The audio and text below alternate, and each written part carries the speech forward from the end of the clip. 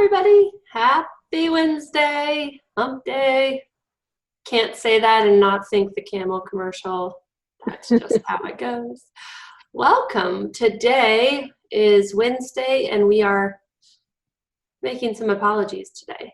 Not because you did anything wrong, but because in dementia care, there's going to be a lot of chances for apologies. So let's take a look. Oops, I forgot to change the first slide. But now here's the second slide. Oh, I'm sorry. I'm sorry that happened. That should not have happened. I was trying to help and unfortunately I've confused you because this is not the thing that we're going to be talking about today. And although this shows the prefrontal, what often changes, go ahead and tap your temporal lobe. In dementia, along with the prefrontal cortex, our left temporal lobe makes lots of changes, meaning I'm losing vocabulary, comprehension, and speech production abilities.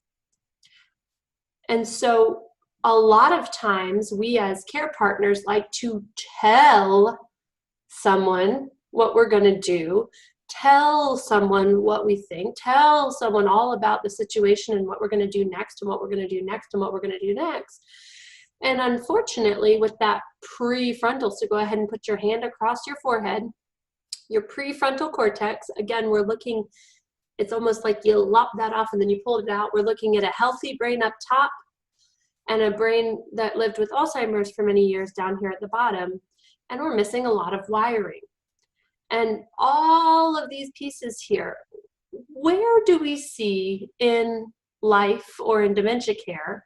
And if you think about it in life, because with PAC, we like to think about people in different states of dementia as different gem states. And we have a lot of different information on our different gem states. But we as the PAC team have realized over the years, gem states are not about dementia. They're about a state of human beings, and it's about the health of a changing brain. Whether you're a healthy brain in sapphire mode, whether you're rigid and inflexible, stressed or under pressure as a diamond, whether you're a little bit, you know, the one where it's like a little bit, you know, the one with the things and the little bit vague and maybe lost in time and place. And that's an emerald for us. And then, ooh, yeah. Ruled by sensation, lost in the moment. This is the thing that I need right now, so I need it right now, amber. And then ruby, where we really slow down and yet still have a lot of strength, still need a lot of strength to be used to feel fulfilled. And finally, but not last, pearl, which is lost in this really ugly shell that is our body, and yet still exists right through to the end inside that shell. So thinking about whether it's you personally, not living with dementia or living with dementia, or someone that you care for, or someone that you know, where do we see some breakdowns? Where do we see some frustrations? Where do we see some uh-ohs with regard to a not so functional prefrontal cortex?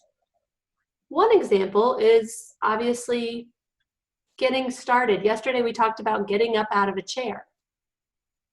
If I have a hard time initiating, sequencing through, and finishing and moving on to the next thing, I can tell you all day long, yeah, I'll stand up. Yep, I'm standing up. And then as soon as you put your hands on me to pull me out of that chair, poof. So we see some arguments and some fights there. Where else do we see some frustrations or some headbutting when it comes to this prefrontal not working? Bathing, ADLs. Bathing, ADLs, which is short for activities of daily living, for those of you not in the know of the acronym world. Basically things that you do to keep yourself living on your own, kind of self-care tasks. Yeah, where else do we see some confrontations that weren't meant to happen, but we get ourselves in trouble using language? trying to get the person to do something you want them to do. Oh, yeah, trying to get you to do something, go somewhere, or be something that you should, it makes sense. Why can't you see that this makes sense? Do this again with your hand and put that prefrontal up, because I'm not processing all the data the same way that you are, so I don't come to a logical, reasonable conclusion the same way that you do. My reality and your reality are two different things. Yeah, where else do we see some uh-ohs? Maybe if you're trying to help someone by doing something for them. Yeah, sometimes it can feel like it's just easier to take it over myself. You know what, if you won't stand up, let me just do it. Oh, if you won't do this, let me just do it for you. Let me just put your shirt on. Let me go ahead and do it. And unfortunately, any skills that I did have left are now not being utilized anymore. Yeah, so we see a lot of that, because is it actually easier sometimes for me to just do it myself? Yeah, but it doesn't value what skills you've still got. Another one, Amanda, that I thought of is I've seen a lot of problems happen when we say no, no, no, no, no. Yeah, So don't do that.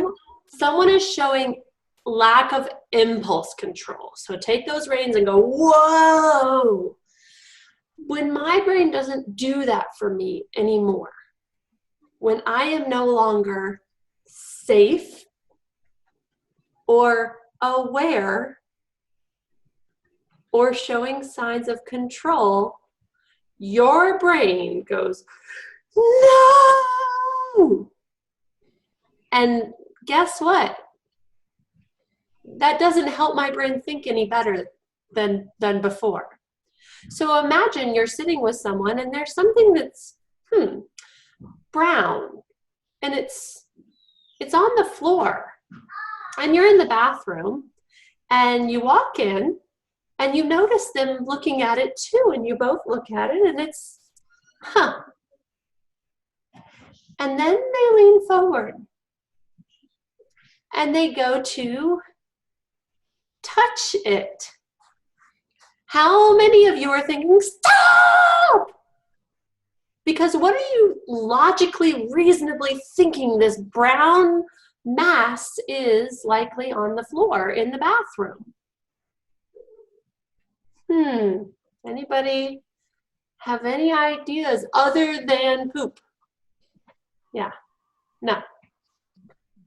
And so what else could it be? Could it be something else? It could be a bug. Brownie. Brownie, cookie. Brownie that fell out of my pocket, or somebody came in and dropped on the floor. Could be a bug, could be chocolate, could be icing, could be lots of different things. What is your brain telling you it is? Yeah. It's poop. Yeah, and so then I slap your hand to the side and I say, don't touch that. What are you thinking? And suddenly you pipe up and say, oh, well, I dropped that brownie earlier. What is wrong with you?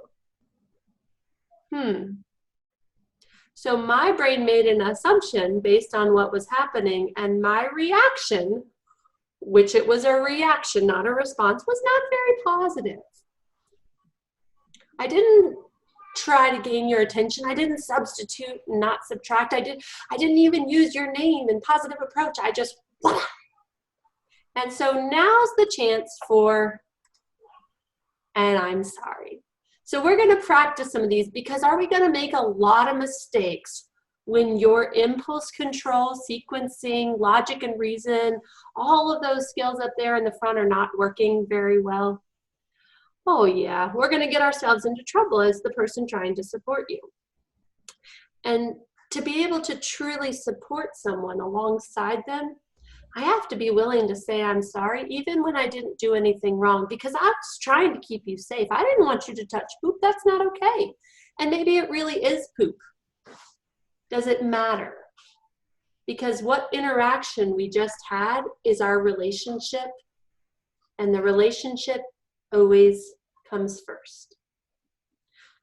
So when I make that mistake, so let's see if anybody from our team, I am reaching, and your response was, or your reaction was, no, and you slapped my hand away. Now what do you say? I'm sorry, I was just trying to help. You are sorry, and you should be sorry. Yes, I'm sorry. Why did you do that? I just wanted to help. Yeah. Okay, so why did she do it? Why did she slap my hand away? Because what? Trying to keep her safe. Trying to keep me safe. And so, Catherine, go ahead and pick it up. And well, what's not safe about a brownie on the floor? I'm sorry. I'm sorry. I had no right to make you feel like you didn't know what was okay or not. That shouldn't have happened. I am so sorry. Yeah, because you treated, you think I'm a child. Do you think I'm a child? Oh no, I didn't mean to make you feel like a child. I am so sorry, Amanda. And I'm really sorry I made you angry. I'm You're really absolutely sorry. right. What really tempting for our brains when we see somebody doing something that's childlike is to become what? Parent-like. And how does that go for someone who's lived a full, rich life? So when you hear the phrase, Carrie or Keith, you're up.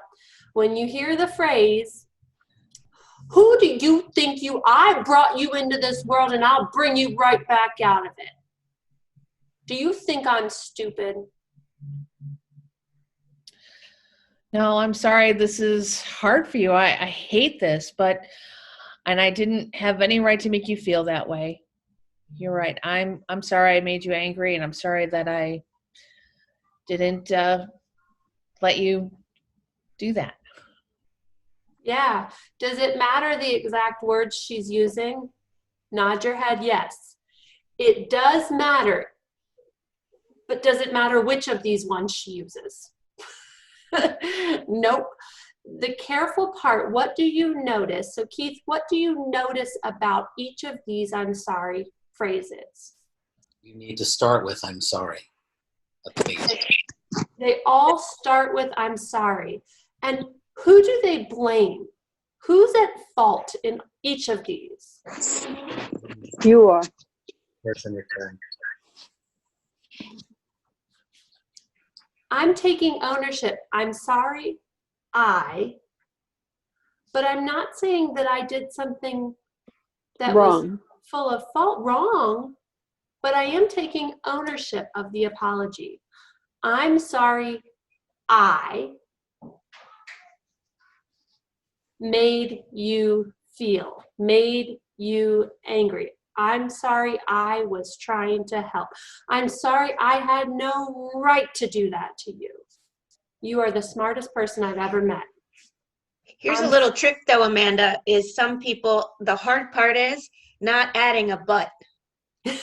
I'm sorry I made you angry, but, or I'm sorry, that shouldn't have happened, but you were about to touch poop. So that's the only trick that's not as easy as it looks. Ooh, so you might actually get yourself in trouble if you start an I'm sorry and then you slap on a but.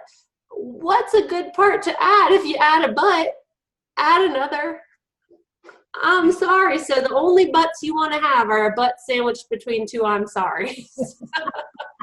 Yeah, that's a good trick because Catherine, you're absolutely right. As soon as we start trying these skills out, man, they seem so easy when the team does them. And then you try it yourself and you do want to feel like you didn't do anything wrong. Mhm. And that's what these I'm sorries are saying. I didn't do anything wrong, but what I did made you feel less. And that's really what I'm sorry for. I'm not sorry that I slapped your hand away because I honestly couldn't think in the moment, and I know you think it's a brownie, and it's not. And I am not going to stand right next to you as you touch poop and put it in your mouth. I will not do that. And I'm not going to apologize for that. What I am going to apologize for is how I made you feel. Because that was not okay. I was trying to help and I made you feel less. I made you feel like a child. I made you feel angry. And that's not okay. That should not have happened. Who's feeling like this is going to be the easiest lesson of the week? And who's feeling like this is going to take me a lot of work to get it where I want it to be so that I can just at least make some of these situations neutral? So that that's not the feeling in the relationship that I leave you with. Because really and truly, you do this because you care. You wouldn't do it if you didn't care. And all this is a feeling of trying to get it to neutral when we make those mistakes that we know we're going to make.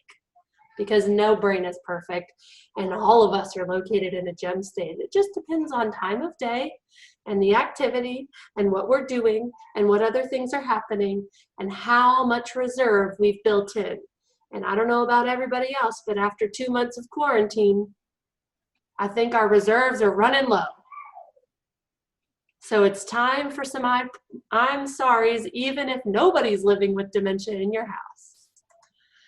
So don't forget, check us out. Go to tipasnow.com. We have tons of stuff that's virtual. Tipa and Carolyn and team just ran, Rachel was there too. They just ran our second of the week family skills sessions, care partner sessions.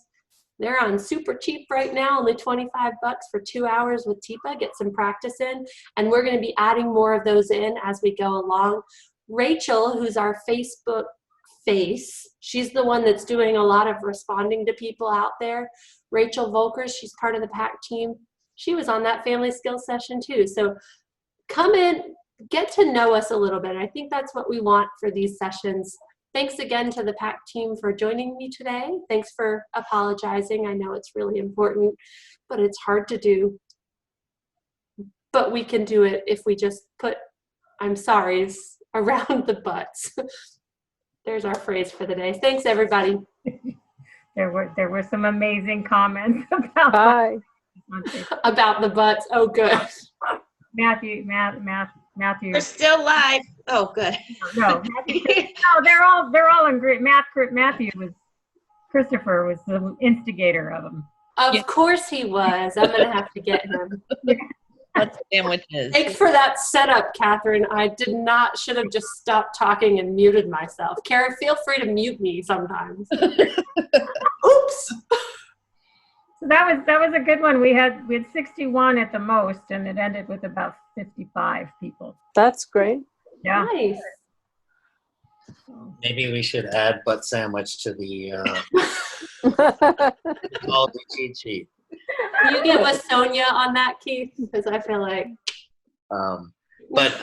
But I mean, Catherine did make a great point, and it almost makes me think that when we show the 5 apologies, that content would be helpful. Because I mean, think about all your fights with your significant other. When you apologize, as soon as you add the but, boom, like it becomes a fight again. It's worse than it was before because now you're just trying to say, yeah, but I'm still right. Mhm. Exactly. It's very hard. That's one of the hardest things to let go of, I think, as an adult, as a person. It doesn't matter who you are. That's the hardest thing to let go of, is being right. And, to like further keep it in the PAC context, it's really hard to apologize if you're anything other than Sapphire. 100%. But comes right after the apology. Mm-hmm. And unless you can just stop, then it's like, what else do I say? You don't have to say anything else, but you can't stop yourself if you're not in a really, really good place. Hey folks, thanks for watching. Please like and subscribe to help us spread TIPS's positive approach message around the world. And don't forget to click the bell to get notified when new videos are posted.